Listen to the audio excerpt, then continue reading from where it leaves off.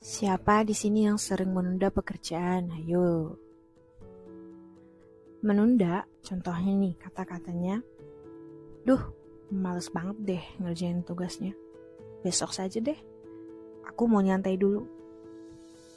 Deadline-nya kan masih lama kok.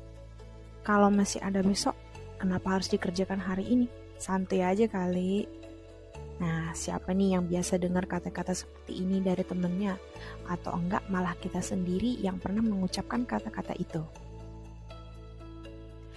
Apa sih yang biasanya membuat seseorang menunda pekerjaan? Bisa karena malas. Itu faktor paling utama dan semua orang tidak akan memungkirinya. Atau karena deadline-nya yang masih lama. Masa sih? Coba deh kamu pikir-pikir lagi. Sesungguhnya, deadline yang masih sangat lama sangat mudah membuat kita terlena sehingga kita akan cenderung meremehkannya. Contoh paling mudah adalah tugas sekolah. Katakanlah tugas mata pelajaran tersebut harus dikumpulkan seminggu kemudian. Padahal, tugasnya hanya 5 butir soal. Tugas yang sedikit dengan deadline yang panjang tentu akan membuat si murid terlena loh. Apalagi jika dia tidak memiliki kebiasaan untuk langsung mengerjakan tugas tersebut. Nah, pada buku Rahma Koesarjanti, beliau menjelaskan salah satu penyebabnya kita mudah menunda pekerjaan itu adalah satu, mudah terdistraksi atau kurang fokus.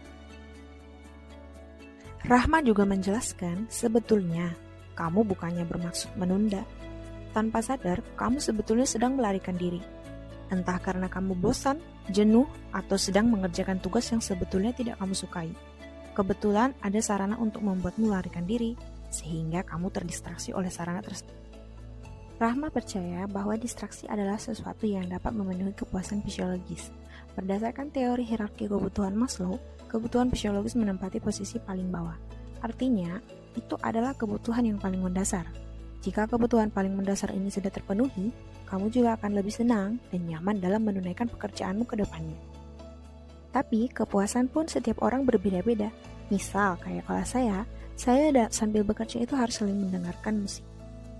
Nah, berikut 5 tips untuk kita yang sering menunda pekerjaan. Yang pertama, buatlah catatan kecil sebagai media pengingat.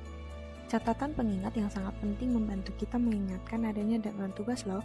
Misal, tuliskan memo kecil di meja belajar, atau dinding lemari, atau bahkan tempat yang sering kita lihat. Ini sangat membantu kita untuk mengingatkan adanya tugas deadline yang belum selesai. Yang kedua, tentukan deadline untuk diri sendiri. Caranya, majukan deadline dari deadline yang sebenarnya.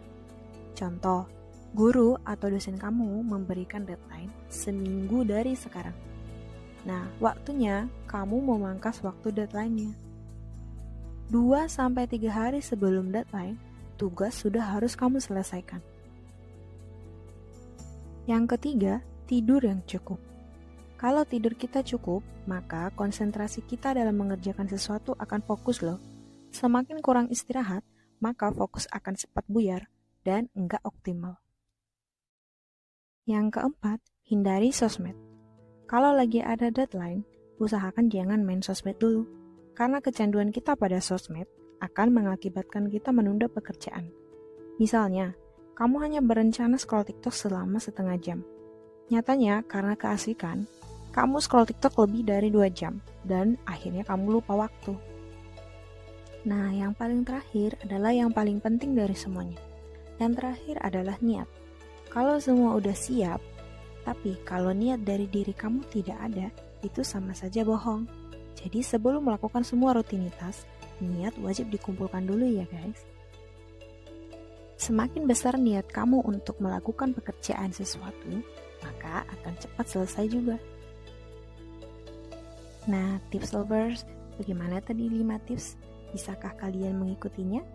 Dicoba ya, dan buktikan apakah benar 5 tips itu bisa merubah kita yang tadinya suka menunda pekerjaan, lama-kelamaan akan semakin suka untuk mengerjakan pekerjaan yang sulit dan cepat selesai sebelum deadline-nya.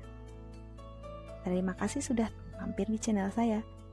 Sampai jumpa di tips berikutnya. Dadah!